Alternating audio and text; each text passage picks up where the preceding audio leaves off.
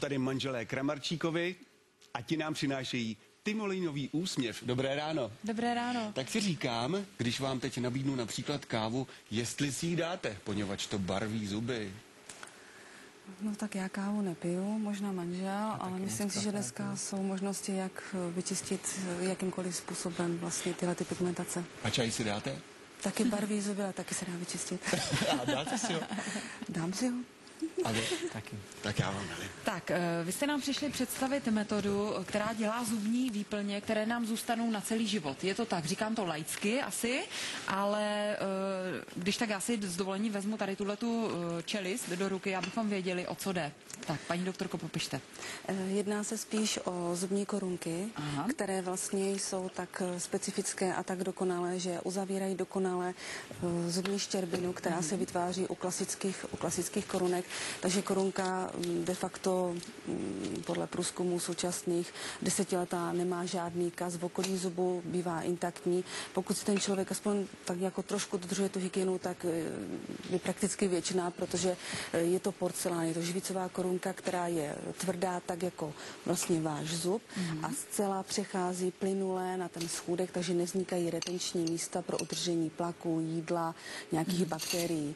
To je základní. A potom vlastně dají se udělat i výplně, kdy vlastně můžeme indikovat tuto velkou výplň, kdyby jiná výplňová hmota už praskala, tak tahle ne, tahle je odolnější. Ty bílé plomby rády praskají, že? Když jsou na velkých plochách. Když jsou na velkých plochách a když už je vlastně hraniční ta indikace, tak právě máme tuhletu volbu, že ještě nemusíme udělat korunku a zároveň můžeme udělat takovou velikánskou výplň, která nepraskne a která vlastně zase nám dokonale uzavírá ten prostor. Vy si ale musíte dokonale taky oskenovat v podstatě ten stávající chrup, abyste mohli udělat úplně přesnou tu korunku. Jakým způsobem to uděláte? No, k tomu vlastně využíváme kameru, Bluecam, kamera, která je o nižší vlnové délce a ona mi dokonale naskenuje situaci v ústech tak, že vlastně postupně krok po kroku takové kvantové skoky snímá a skládá si celou tu čelist, aby vlastně vytvořila si genetický materiál pro vytvoření korunky. No a vy tu mašinku máte tady u nás ve studiu. Aspoň její část. Tak pojďme se podívat dopředu. Tak. To je mimochodem to, co jsme drželi v ruce, to je něčí situace v ústech, jak jste říkala? No, to je model situace. Vám tady s tím pomůžu, můžu vám to strčit takhle do kapsy? Tak, mě by hlavně zajímalo, nebo láká mě spíš na tom, že já nemusím dlouho čekat v té ordinaci, než se mi taková ta korunka zhotoví, protože na takové ty klasické se třeba čeká s takovou tou protézou i měsíc. Tahle ta situace je zhruba tak na 40 minut hodinku. To znamená, že já napreparuju, ano, precizně schůdek, pahýlek, to trvá 15-20 minut, naskenuju během 1 minutky, pak to jde, ten impuls se vysílá do frézy a ta fréza na základě oskenování do 12 minut vytvoří ten zoubeček. Takže vy už vrtáte dalšímu vlastně klientovi zuby a pak se nanese vlastně sklovinka, ta se vypálí v průběhu 10 minut a může se to nacementovat. Takže do hodinky, když tak jako všechno jde. Za hodinu já jdu s úsměvem jako Karel Gott od vás, jo? A ten pacient se tam může dívat na tu frézku například? Chlapi jsou z toho unešení. To já bych se podíval já přiznám jenom a vysvětlím, že tu frézu tady nemáme, protože ona je hodně citlivá na kalibraci a tu, kdybychom sem asi převáželi do studia, tak byste týden museli tak nepracovat, že jo, než byste jí dali zpátky. Ale máme tady ten skener, říkám tomu správně, může se tomu říkat skener. Tak a tady máme další situaci v ústech. Je to skutečná situace, nebo to je nějaký model? To je vlastně situace, do které my si zakreslíme, co budeme dělat. Takže tady má manžel už nachystanou korunku, že budeme dělat korunku. Zakreslíme si třeba tady tuhletu situaci 1.7. Já tady mám někde takový sprej speciální, který mi vlastně vyruší všechny ty reflexní plošky, které tady jsou, aby ten skener to, aby ten skener to dobře přijmul.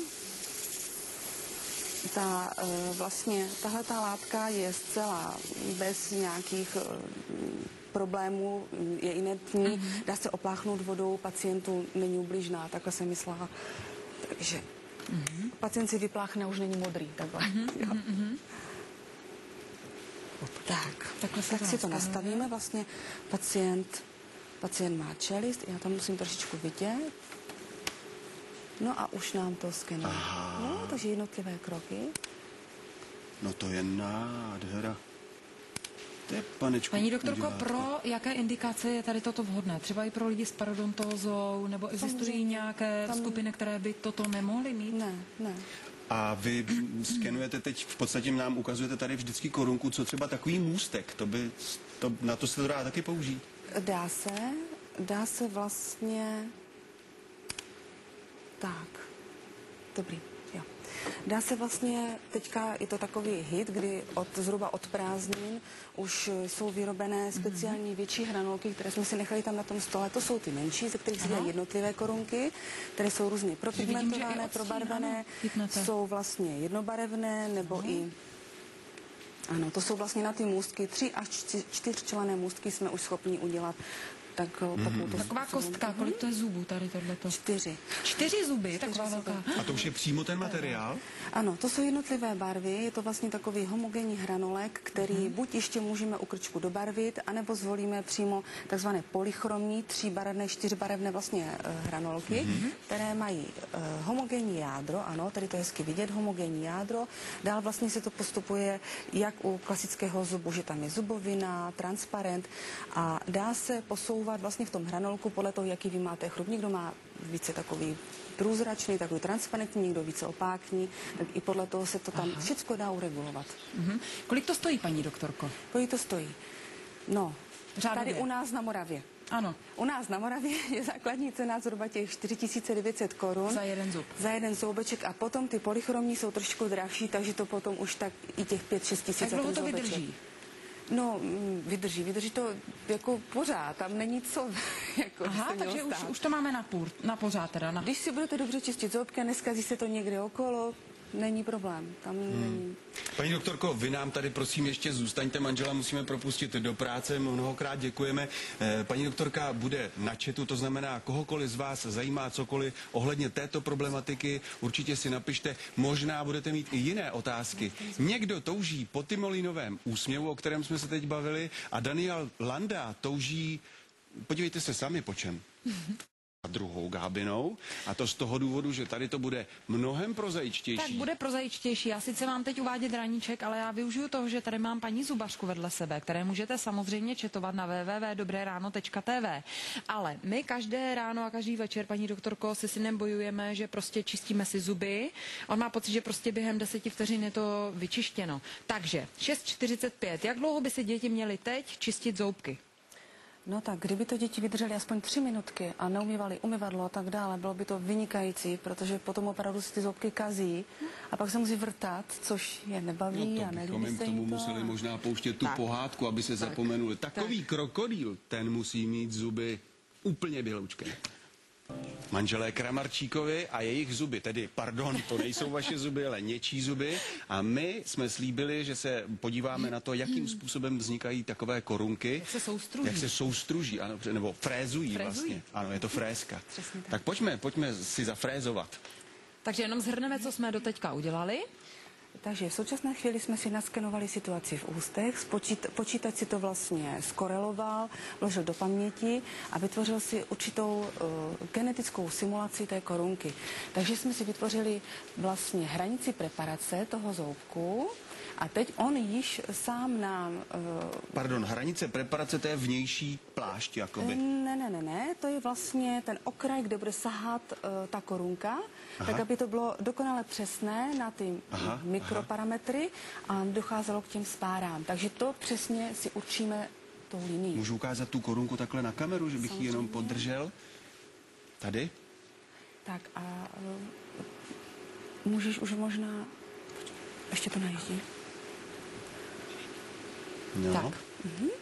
A teď on nám vlastně nabídne podle stávajícího chrupu určité typy korunek, které ten lidský faktor vlastně vloží, jo, aby nám to... Ty povrchy vidím, že se mění, takže... Tak a teď dojde k té simulaci, to je hrozně pěkné. On si to sám tam jakože... Aha, aby ten zub jako co nejlépe seděl a dosadí ho tam Ano. mezi ty ostatní. Podle těch ostatních zubů on vám určí, jaký jste tam původně měla. To je naprosto neuvěřitelné. To je skutečně technologie 3. tisíciletí. Je to nové? Nejenom u nás, myslím, celá tahle záležitost. Tahle záležitost je stará 25 let. Ale samozřejmě, že cíleně ta kamera a tady tenhle ten software 3D je záležitost několika let současných, jako to není. Ale už se na tom strašně dlouho pracovalo, ale pořád se to nedalo takhle dohromady do těch Paní doktorko, my jsme se bavili o tom, pro koho, pro jaké indikace je tento zákrok vhodný. Bavili jsme se o tom, že i lidé nemocní parodontitidou můžou tady tenhle ten zákrok využít. Jak je to třeba u dětí, od kdy vlastně můžete takové korunky nasazovat, protože řada třeba dětí ještě předtím, než jim naroste trvalý chrup, mají problém s tím, že mají takové ty vyhnilé zoubky. No, podívejte se, pacienti si vlastně tuhletu korunku vybírají protože opravdu je to málo invazivní metoda. Opravdu se vytvoří jenom čistě ten plášť. Klasická korunka má 2 pláště, musí se hodně brousit, aby opravdu tam bylo to místo. Tahle ta korunka zhruba potřebuje tak 1,5 mm do okluze a vytvoří se pouze ten schůdek. Takže tam není limitace ani u dětí, ani u dospělých. A právě u té parodontózy, kdy vlastně pacienti mají problémy s dásněma, tahle ta je naprosto hygienická, protože nezhoršuje vlastně to udržování toho povlaku. Při těch klasických korunkách se stává to, že tam je ten rantlíček a dochází vlastně k retenci a k zhoršení té parodontózy. Že se ten zub zkazí vlastně kolem toho kraje. Právě. To je tak my vám pro tuto chvíli poděkujeme. Zůstaňte nám stále na chatu. Vy pokud máte jakékoliv dotazy, volejte nebo pište vlastně. Můžete chatovat s paní doktorkou. A teď se podíváme